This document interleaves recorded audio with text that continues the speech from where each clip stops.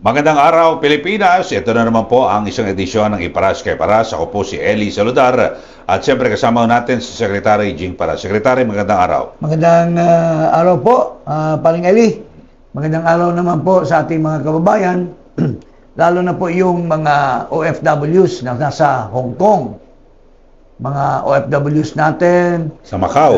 nasa Macau, nasa China, na apektado dito sa mga kagaguhan na pinaggagawa nitong mga senador. Kagaguhan na pinaggagawa nitong isang mandaraya na estudyante sa PMA na sinipa dahil ano bang tawag ng cheating? Ng daya? Ng daya. At sinipa at ngayon naghari-hari dyan dahil hindi naman siya spokesman ng Coast Guard, ginawan pa siya ng parang platform para babastusin ang China, lalo na yung head of state. So, ito po tayo mga kababayan, magandang hapon po sa inyo dyan na nasa ibang bansa at lalo na dito sa Pilipinas na hanggang ngayon naghihirap pa rin dahil sa kablustugan nitong presidente na namumuno sa ating bansa. Okay, so pag-usapan natin mga kababayan, itong issue na kung saan ay nagkakaroon po ng lalo tumataas ang tensyon. Ito, katulad nga, itong si Senator Erwin Tulfo, nung magbutuhan niya kasi merong butuhan para kondinahin, yung isang resolusyon kondinahin ang naging pahayag ng mga opisyal ng embahada ng China. Pero gusto palayasin, lumayas daw kayo kung hindi niya raw kaya at alam dito yung mga umiiral na demokrasya dito po sa Pilipinas. Pakinggan natin itong kumag na senador na ito. If you do not like how democracy works in this country, then you are free to leave the Philippines. Get the out. Mr. President, kung hindi nila gusto kung paano gumagana ang demokrasya sa ating bansa, malinaw po ang sagot. Layas. This is our house. Hindi sila ang boss natin at tayo ay mga tau-tauhan lang nila. O, sino ba itong kumag na senador na nagdadaldal tungkol sa demokrasya? Hindi ba ito yung senador na lumayas din dahil sa ating demokrasya? Lumayas ito sa Pilipinas, nagpapanggap na pinanganak sa Amerika, dinaya yung papeles sa Amerika at pinanganak daw siya sa Hawaii, at he falsified these documents and made himself tell a lie to the Americans, U.S. immigration, and was able to get an American passport. Bakit ka lumayas noon? Hindi mo ba nagustuhan yung demokrasya ng Pilipinas, Mr. Tulfo? Bakit ka lumayas? At bakit mo palayasin yung mga gustong tumira dito? Ikaw, hindi ka, ayaw mong tumira dito, lumayas ka. Dati, at naging Amerikano ka. Hindi mo ba iniintindi na ang dami nating mga kababayan na naghihirap at nagtatrabaho sa China, nagtatrabaho sa Macau, sa Hong Kong, tapos papalayasin mo itong mga opisyal ng China? Aren't you becoming stupid to think about this, Mr. Tulfo? Siguro, bukod dyan sa kasi ang aking pananaw dyan, parang nailalagay sa panganib, yung kalagayan ng ating mga kababayan sa mainland China, di ba? Yan, Beijing, Xiamen, Shanghai, Guangzhou. Marami at siyempre yung sa Macau at Hong Kong, marami mga kababayan natin, kung magpasya na pauwiin ang mga yan, tapos bukod dyan, Sec Jing, yung ating negosyo, di ba? Kasi yung kalakalan natin, ang laki ng exchange between China and the Philippines. Kasi number one trading partner nga ng Pilipinas, yung China. Tingnan mo nga ito, nung hindi pa ito senador, at announcer lang, ordinary announcer lang ng radyo or TV. Tingnan mo itong sinasabi niya. At Iba, ha? iba ang sinasabi nito. Naging senador lang hastang akala mo kung sino na eh. Ito, pakinggan mo itong sinasabi nitong tulpo na ito dati. Problema dyan, siyempre, pag napikon itong si Xi Jinping, paano na pag-usapan pa negosyo? Pag napikon daw si Xi Jinping, paano pa? Pinipikon nyo nga eh. Kinakampihan nyo nga itong mandaraya na isang pipi ang ilong, na sino ba itong kinakampihan nyo? Itong bunga ng reaksyon ng China. Kung hindi ginawa nitong kumag na to, itong Tariela, hindi magre-react ang China at hindi sana kayo rin mag-react irresponsibly. Ito, pakinggan natin itong Tariela na ito, kung anong pinagdadaldal. Sinisirahan yung head of state. Na tinitingala ng maraming bansa sa buong mundo. Tayo, nakinabang din tayo dyan sa trade. Nakinabang din tayo dyan dahil lang sa dispute that could have been settled amicably through dialogue, diplomatic dialogue. Pinapalala nitong Tariela na ito. Ito, pakinggan natin itong Tariela na ito. They apologize because of the caricature, yun ba yung issue nila? I didn't even mention na si President Xi Jinping yun eh. Sila nga yung nagpangalan dun eh. My first explanation is that Xi Jinping, look at him. Xi Jinping, the second one is that for Xi Jinping,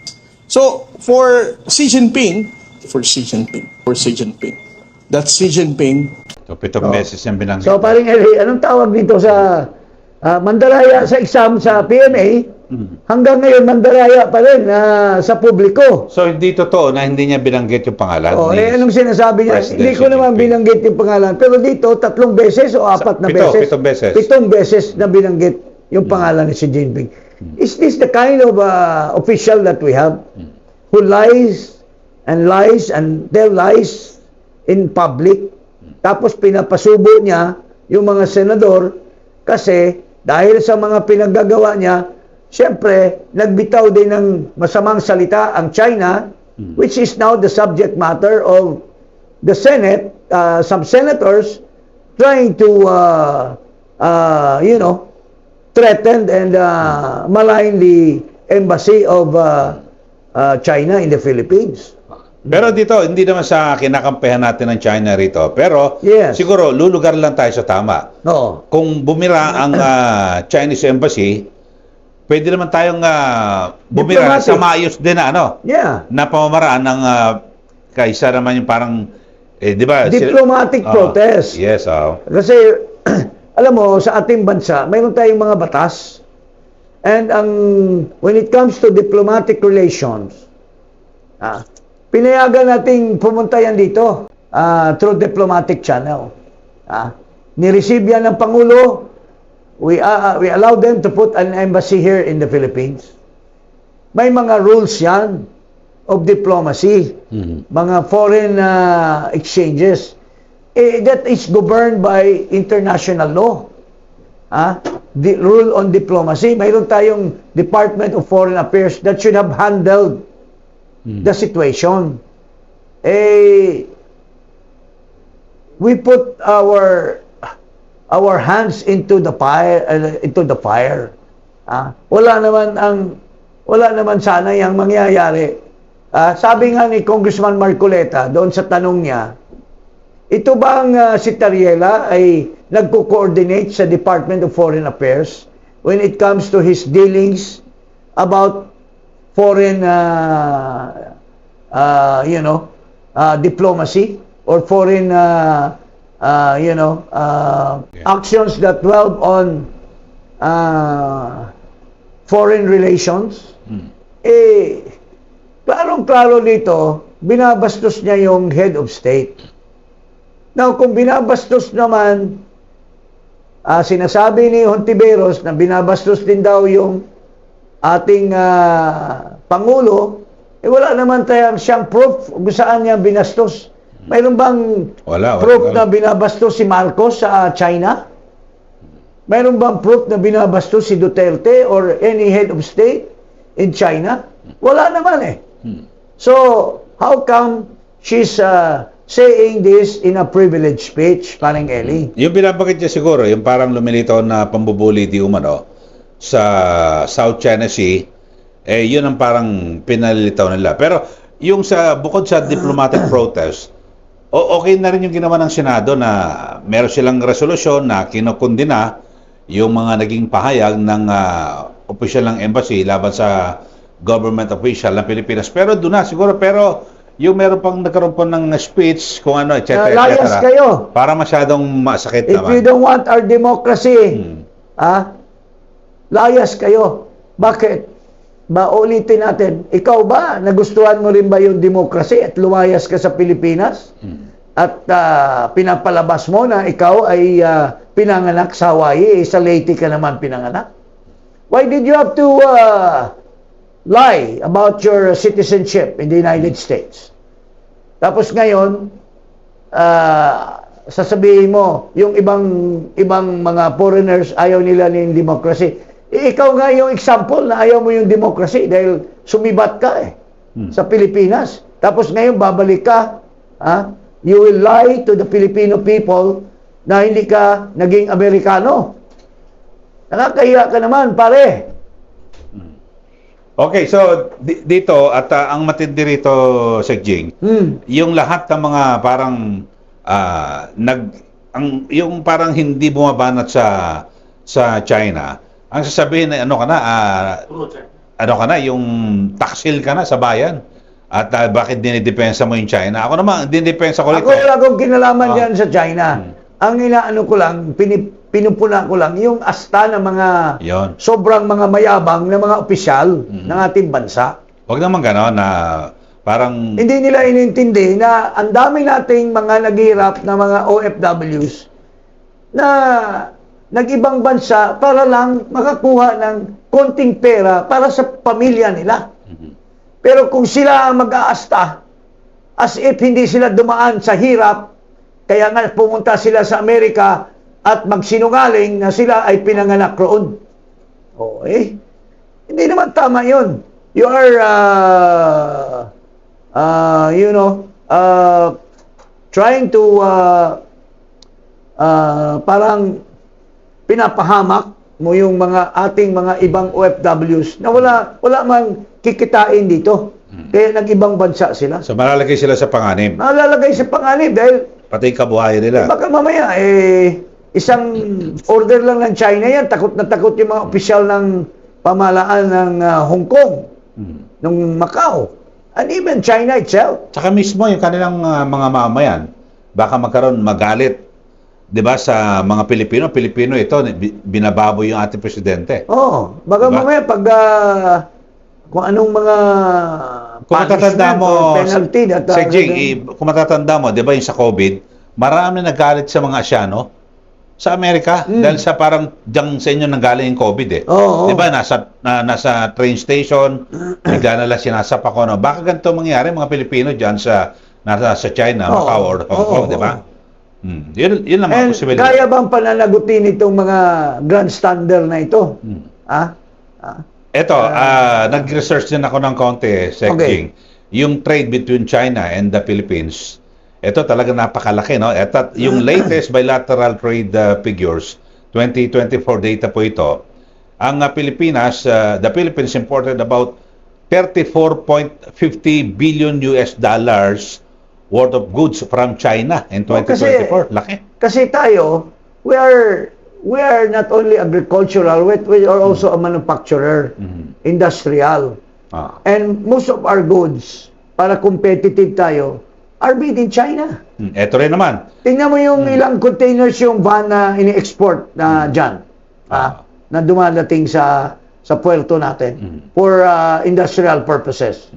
Yan. Meron din yan. Di ba? Kung nag-import tayo, nag-export din tayo. Yes. Philippine exports to China were around 9.42 billion US dollars in 2024. Yung nickel lang. Sinong bumibili ng nickel natin? Yan. Ang dami, marami mga Minerals. yung tama, yung mga minerals, agricultural products, electrical equipment, napakarami. According to the late Willie Gaa, yung former ambassador natin. Siya ang nag-ayos kasi ayaw bilhin yung mga banana natin. Ayaw bilhin yung mga pineapple natin. Even durian ng China. Because they have other suppliers. Pero napakiusap. Ang laki ng trade natin in terms of mga fruits. Oh.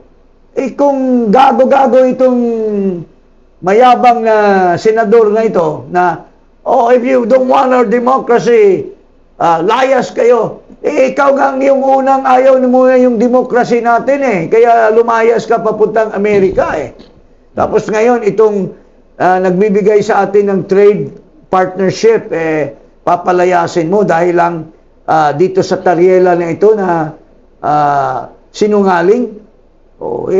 Hindi naman tama yun, mga kababayan, di ba? Paring Eli, anong masasabi mo dyan? Okay. Yun nga, talagang yung minsan pag nagsasalita tayo at dinadaan natin, huwag mo natin daanin sa init ang ulo. Kasi yung consequence, yung maging resulta... Ang hirap nito kasi, itong senador na ito, mainit ang ulo, pati yung general, sabihan niya, sampalin kita. Nung umalma yung general, katakot-takot na sorry ang ginagawa niya. Yun ang problema kung sobrang pumapasok na sa utak nila yung kanilang glory, which is just temporary. Alam mo, mayroon namang election pa sa 2028. Hindi natin alam na manatili pa ba kayo dyan. You'll never know. So, wag tayong masyadong mapagmalaki sa sarili natin. Ako naman, dito, Sec Ching, siguro kung talagang merong mga binanggit na masamang salita, yung embassy, kundinahin natin. At, pero, It should be through the diplomatic channel. Yes, It should be through the Department of Foreign Affairs, which should come with a condemnation or citing the particular, parang through diplomatic protest. Hindi yung babastusin natin yung bisita natin. We're not a good host. Ano pang modus? Anong modo tayo mayroon diyan sa Senado kung ganun ang pambabastos natin sa ating mga bisita na mga foreigners? Okay. So, yun lang muna, mga kababayan. Maraming salamat po sa inyong oras. Salamat at magandang hapon po.